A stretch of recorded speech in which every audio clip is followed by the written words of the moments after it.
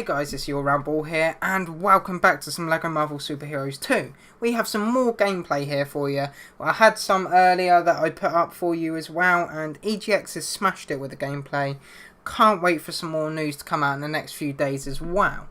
Right guys, I'm going to leave it there for you to go watch this video and enjoy it. We got Spider-Man gameplay, we go to the Noir city, which is absolutely perfect. And we got loads of new information for you, so go watch this video, enjoy it, and remember to hit that like button at the end, and most importantly, subscribe. Enjoy.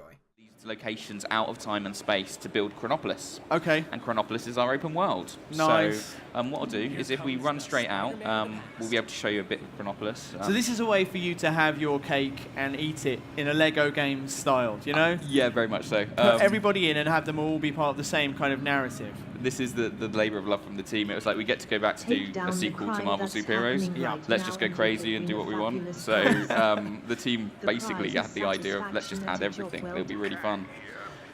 Cool. So we're in Chronopolis. So I've just left Avengers Mansion. If I switch to someone like Star-Lord, we can have a little bit of a fly around. Oh man, okay. So yeah, Chronopolis as an open world is very different to anything we've done previously. Right. All of these locations have been kind of wedged together. So if we look on the left-hand side, we have a section of Wakanda there from Black Panther. Okay. Man-Thing Swamp. That's the Statue of Liberty, but it's actually Kang on it, so it's Right, Kang's Statue of Liberty. Because he's changed time. Exactly. He wants to make his own world and his own thing. You may see it's medieval England. This is a big castle over there. If I go over there, it actually starts raining because it's always rainy in England. That's too realistic. Sorry. Out the back we have like Asgard and Sakaar. We've got the pyramids of ancient Egypt. Wow. Actually, if I just dive down as well. This is what got me when I saw this last time, actually. Yeah. Here we have Lemuria. Yeah. And we want this place to just be really full of quests, locations, things to do, so there'll be characters you interact with. So if I go somewhere like ancient Egypt, you'll meet the ancient Egyptian version of the Avengers, for example. Right. And really kind of cool kind of setups. If I go to somewhere like, so this is an area here is a bit of Manhattan, but it's actually from Noir Spider-Man. So as you go in, all the kind of lighting changes, it turns into kind of like a noir environment, but you'll see around everywhere else is still different.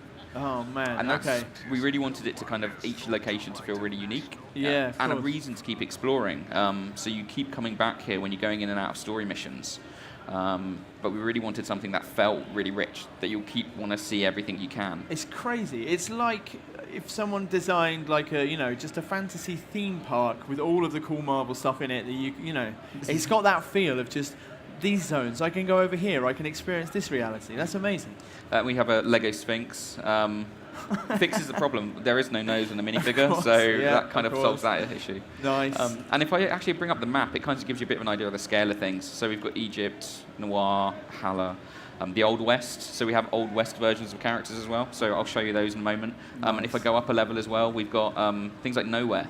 So you can actually fly all the way up to Nowhere, the kind of floating celestial head from Guardians. Right, okay. And you can go there, there's things to explore, and then you can dive back down through the cloud line, and really kind of, like I say, we wanted this to feel very different to anything you've seen super previously. Ambitious, man.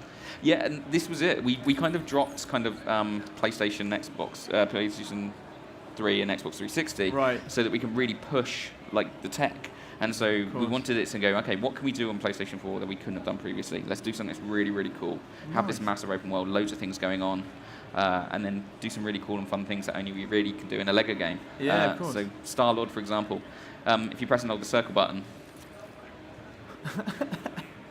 so he's then had a little bit of a boogie, and you can actually use it as a combat move. So he has a bit of a dance, and you can use it to take out multiple enemies. Oh, the thing that always gets me is not only the kind of the depth of the characters that you can play in these games, but then the little touches like this that you guys managed to put in for every single one of them. Yeah, it's really cool, this, and it's just testament to the team. We are massive Marvel fans in the office, so when we have someone like Spider-Gwen, we'll go, okay, well, what makes this character cool? So she's a drummer in the Mary Janes, so you can actually bring out the drum kit. If you don't know who the character is, it's just kind of like a cool combat move you can do. Yeah, if you know the character, you know where it comes from. And we really want something that feels really authentic Marvel world. But, of course, the Lego version of it, so let's have some fun with it. Let's do some things that only we can do. I did not realise that spider swinging was going to be a thing in the open world either. That's cool. Don't ask me what the web attaches to. So yeah, some of the other characters as well. So I mentioned the kind of the nature of the time travel. Yeah. We have some really quirky ones in there. So this is Green Skin Smash Troll. Okay. So it's Hulk from medieval England. Right, okay.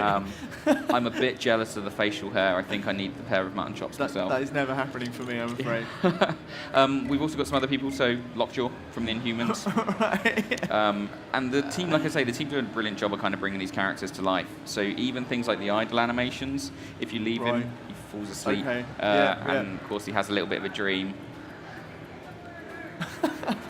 So I spend an awful lot of time just kind of seeing what all the characters can do. That's amazing.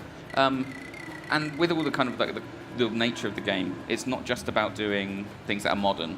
We get to kind of dig into the lore of Marvel, do some really old things as well. Of course. So we have things like there is Jane, the Foster version of Thor, Okay. and she features in the story. But then we have Throg.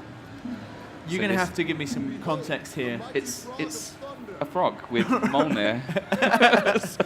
And these are things that do exist within the Marvel world. They are kind of characters that have been done in the past. There are a lot of cul-de-sacs in the Marvel world, aren't there? Some very cool ones.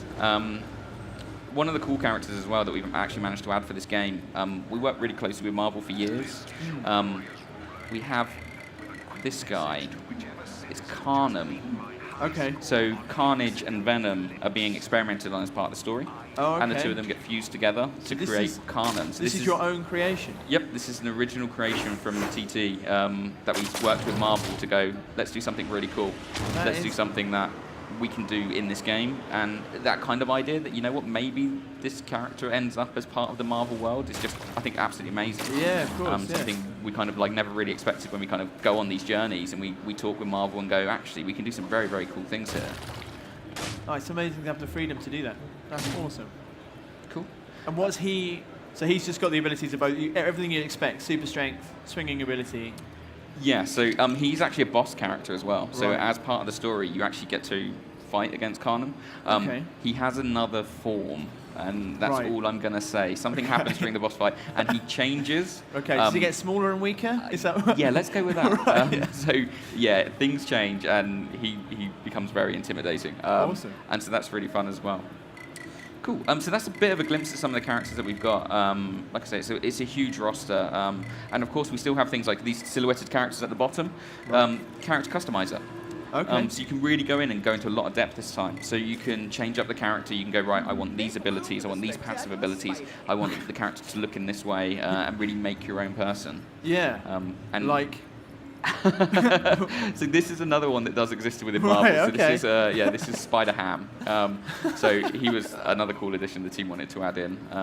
So some really cool ones. That's beautiful. So that's a little bit of Chronopolis.